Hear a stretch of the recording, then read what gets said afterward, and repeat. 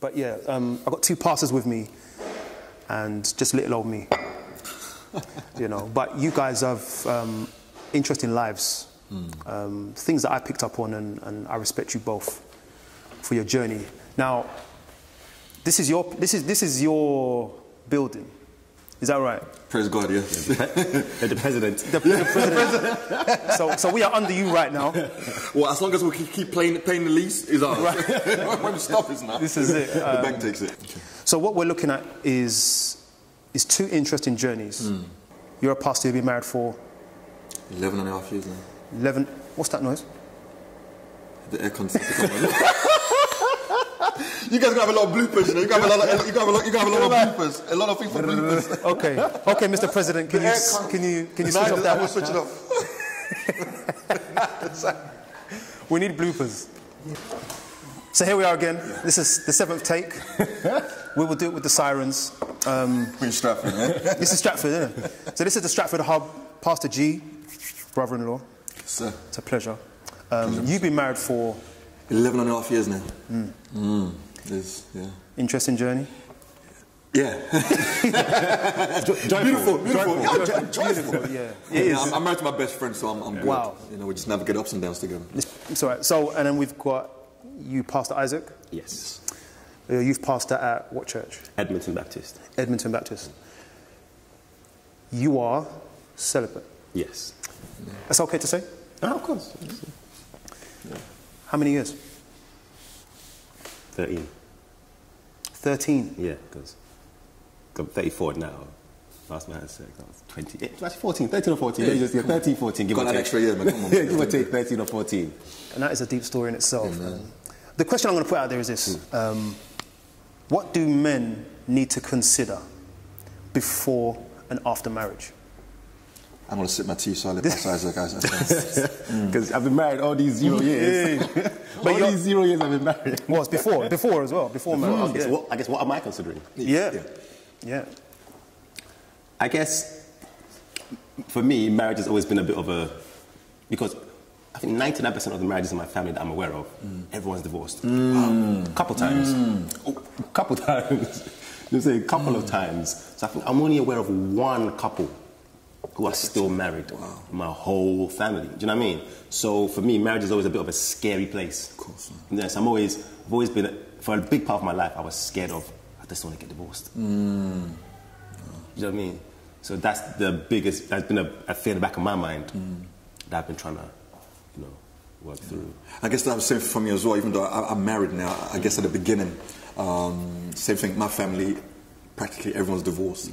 My parents got divorced when I was about 2 years old. So I've always kind of looked at it as, you know, what's my life going to be like? So I had a lot of the apprehension beforehand as well. Didn't feel like I was man enough. Like if my father went for a divorce, then does that mean I'm going to go for a divorce? Because, you know, am I man enough for that? So I guess that's one of the things that I consider before marriage as well. Can I provide? You know, all the question that I ask as a man, you read the Bible and you read books and say that man's got to be the superhero for this family. And you look yourself in the mirror and think, I look nothing like a superhero.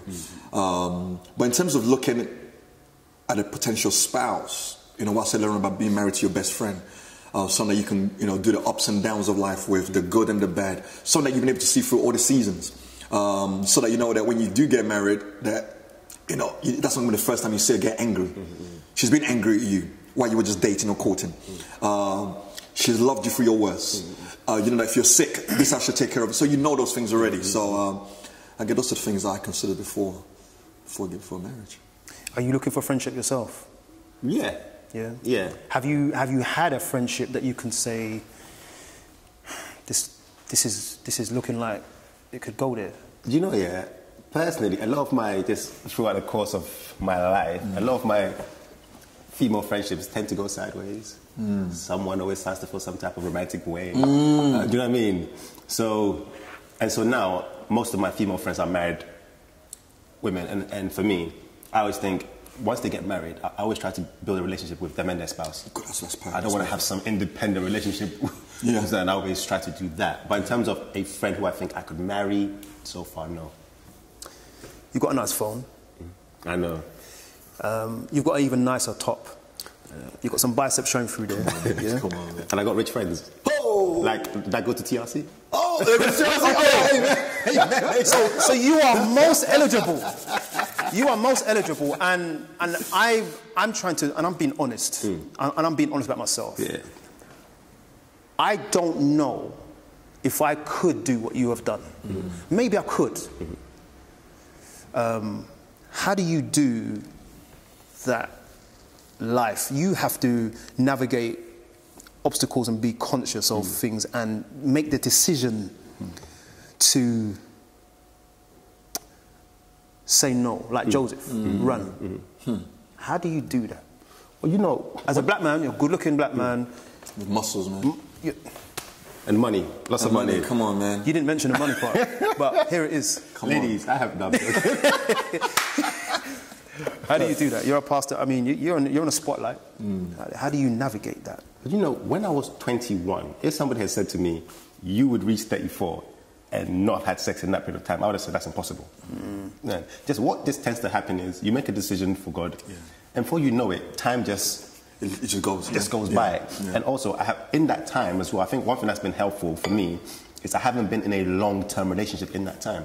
Because I think there's being celibate when you're single and being celibate when you're in a relationship are two very different challenges. Do you know what I'm saying? That are two very different challenges. And so I have never had to navigate that kind of challenge. But also, I wouldn't date someone for 3 or 4 years. I just wouldn't do that. I don't have that self-control to This is what I'm talking about. You know what I mean? I would marry within that period of time. But why? What? No.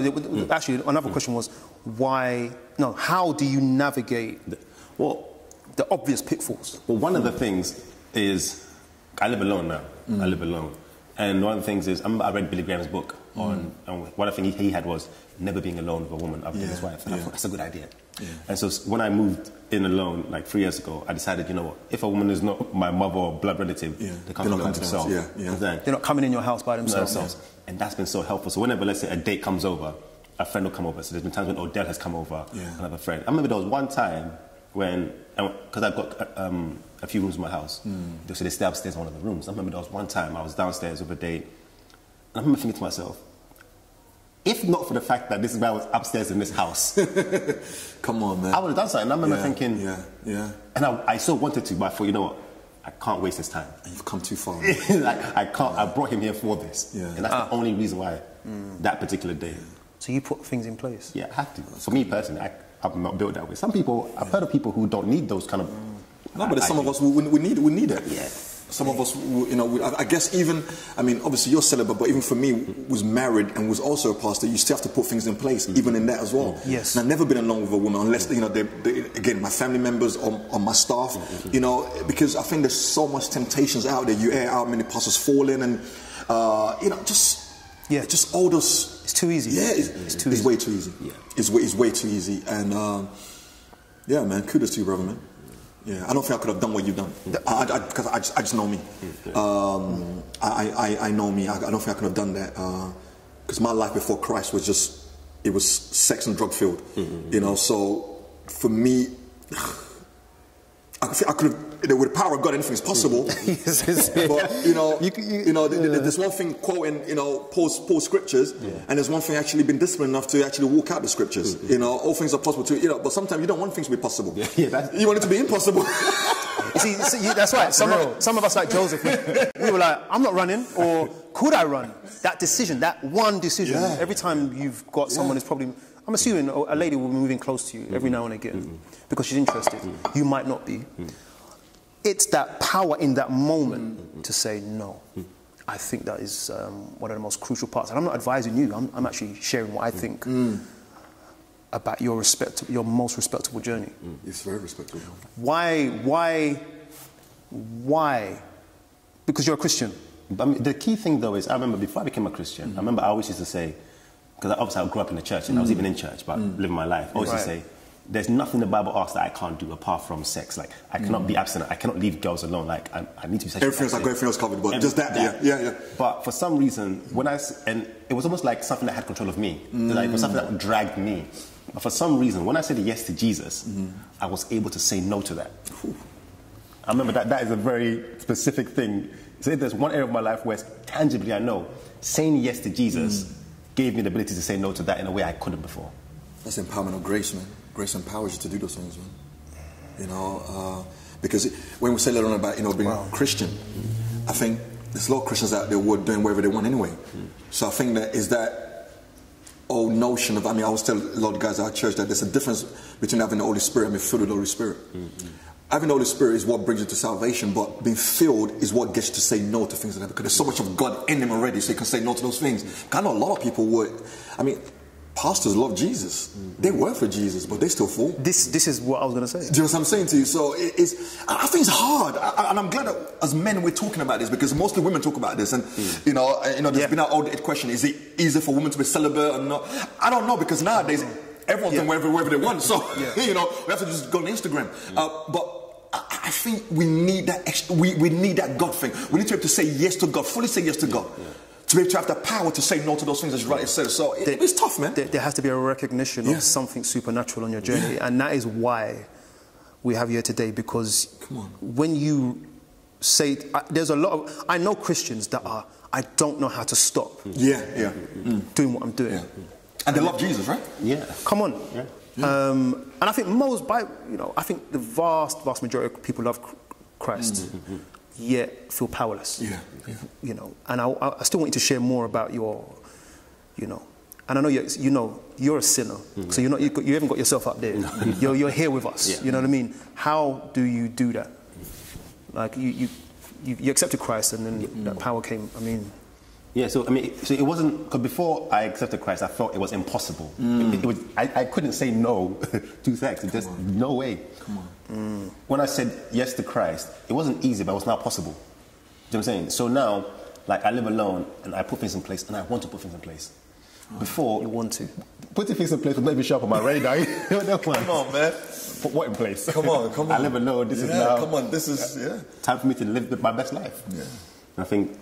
Yeah, I can't downplay the impact that Jesus has made in my life in that particular area. And the thing is, because our whole lives, I feel, is a work in progress, there's other areas where I fall short greatly. You know what I'm saying? So there's other areas like forgiveness. I struggle with that. Big time. Like, you know what I'm saying? Like, I think my forgiveness is the equivalent of a Christian who is actively fornicating. Actively, I love it. Like, pursuing fornication, pursuing it. You know what I'm saying? Like, in forgiveness, I'm slacking in that area. So I think we're all a work in progress. Yes. It's powerful. But I would have to know why. Why have you chosen that life? Now, you are a Christian, yes, but is there anything more to why? Well, I find practically, I find, even let's say considering women, considering potential partners, I think, in my own experience, I find nothing clouds judgment like sex. What do you mean? Amen to that. Like when you're I agree, but what do you mean? When you're considering someone, like, sex can, in my experience, sex can build an attachment and a bond. That shouldn't have been Yeah. Come on. Yeah. We're seeing this. We are all active in ministry. We see this day in and day out. Day in, day out, man. Christian, church, non-believers, people. I tell you where I see it the most. It reflects the most in women, for me, where they are with someone who deep down they know this is not the one. This ain't going good for me. But they will not let go. Because they've had sex. They've been soul tied. They become spiritually dependent on that person. It's a spiritual thing. And before I came to Christ, I saw that. Like with women that I was with, like it was a one-night stand, and then this app, and then I'm not good for you, man. But I think it's something that just goes in their mind that, oh my goodness, like I've given myself up to this guy, so I'll go do everything in my power. That's why women, they'll fight for you. They'll stab someone for you, man. Knowing you might not be the best looking guy in the world, but if you've been you might beat them. Well, they're coming for you, and they're gonna hold on to you. And that's deep what you're saying. That's deep. Even like whenever I'm talking to a friend in there, I'm trying to give them advice or we're discussing something. Like whenever, like, he did that, and you're still considering. The relationship's always sexual. It's sexual. Like, whenever I hear someone is being crazy and you're still there, I don't even need to ask. And I think, the sex doesn't have to be good. No, it doesn't. It's just something about it, that's what I'm saying. Sex is a spiritual thing. You know, and as well, Pastor Isaac said, it does. I think even for us as men, it does cloud the judgment as well. Of course it does. Because I don't even have to put it, man. Because this is a Christian forum, right? But I think sometimes even men get a bit bamboozled by sex or the pursuit of sex. I know people they will destroy their family because they see a woman with a sexy body. Come on, man. I think God is interested in an order that's conducive for us. Yeah. He knows, like, you know, don't walk through fire. Come on, man. Burns.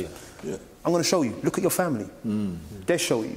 Because the divorce rate in our church is what? About 40-odd%. It's the same, or if not worse than the world. Because the world now they're not bothering getting married anyway, so that's fine. Yeah. So the church is actually exceeding the world right now.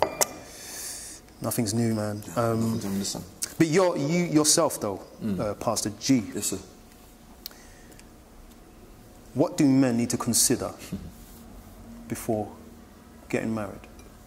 I think one of the big misconceptions a lot of men have when they go into marriage is that they're going to have sex 24/7. We're not. You went for 14 years? For what? Get married now, or... Yeah, you've At got least 5 times a day. Is that? at least, you know, come on. But yeah, no, I think It's not going to happen. no, because women. I mean, marriage itself, not just women. You've got there's other things to do. There's other things to do. You got to pay bills. You got to be able to work. By the time you come out from work, you're tired. You got to wash the dishes. You got to wash the dishes. So no one is, unless the man is jobless. That's when he's going to want sex all the time. But if you're working, you got to raise kids. It's not the easiest thing to, you know. It's not real. Even though it's in your mind, even though you think about it, but you know that, because for me it's like, okay, if I'm going to be intimate with my wife and she's too tired to enjoy it, then we ain't doing nothing. No, that's it. No matter how much I need it, I'll wait. You know, so a lot of times we're just tired. You know, so you got to consider that. You got to consider the fact that someone's taking your surname. You're responsible, man. When the Bible talks about, you know, Jesus laying his life down, you got to literally lay your life down. You got to lay down your agendas, the things that you saw as priorities. You got to lay them down. You got to sacrifice yourself. You got to put yourself on an altar and sacrifice yourself as a man. And I think that's why a lot of men, they struggle in marriage. They're still bachelors in a union. They haven't matured. We can't see my friends. I still got my friends. I still got to buy every PlayStation game. I still got to. Hey, baby, we got a mortgage to pay. I got to be in gym. I got to be in gym every day, twice a day. No. Really? This is it. I can't go to gym anymore. You can go to gym. Look, that's what happens. Before I got married, I had a six-pack. Name me a married man that you know that looks like you. There's no married men that look like you. No, but my wife, she encouraged me to go. She encouraged me to go to gym. She wants me to be one of those bodybuilders now. But right. But it's not that we're not having sex as married men. It's just that life. It's just that life happens, and I think in the early years, I had a preconceived idea of come on now, Me too, you know, man. and that doesn't necessarily happen, and that's because life can throw anything, sometimes everything at you. Men, I believe men should consider that sex ain't everything. That's why I respect your journey, because sex ain't everything, and you're looking for a relationship. I got you up there for that. And men need to know, like, we have to grow up quick. When we're married, get ready for life. You know what I mean? You know what, just with what Isaac's doing as well, I just want to just give him more kudos to him, because that's going to help you in your marriage. Because knowing the fact that you've been able to be celibate for this length of time, when you get married and now you know that sex is not going to be you be able to, because a lot of men, they can't hold it back. If their wife ain't give it to them, they're gonna do something with a neighbor or just what I'm saying to you. So what you're doing, I want to use that to encourage you and to encourage other men out there, that he actually builds you up for marriage. And I think that's one thing a lot of men don't do, because one of the things that we did was that just before we got married, we took a vow of celibacy. You took a what? A vow of celibacy. Yeah. So we, you know, not that we weren't celibate before, and I've been all around the world in my former life. But because we knew about to honor God and honor each other, we took that vow, and that helped us in our marriage, because that just gave us self-control, especially where I'm concerned. So with what you're doing, man, it's going to really help you. It's going to help you in the long term. Definitely. It's going to help you in the long term. I have a question actually pertaining to Please, that, go on. because I saw a meme this week. I want to know if it's true because you guys are married. It said, when a woman asks your opinion, she doesn't want your opinion. She just wants to hear her opinion in a deeper voice. She wants to affirm what she's saying. Otherwise, it's an argument. Yeah. I see. Yeah. So you're confirming it's true. You're confirming it's true. It's true. It's true. But my wife's different, though. My wife's different. She doesn't want my opinion, but normally is, you know, if my wife says to me, "Is this dress okay?" and I give my opinion, that's not the answer she's looking for. Right. But you rightly said yes. Tell me I look good in this dress. Yeah, tell me. I just need you. Come on, use your brains now. I just need you to affirm. Okay, yeah. Okay. But yeah, so no, it's. I would say 95% of the time it is true. It just needs you to affirm. Don't get into an argument with a woman.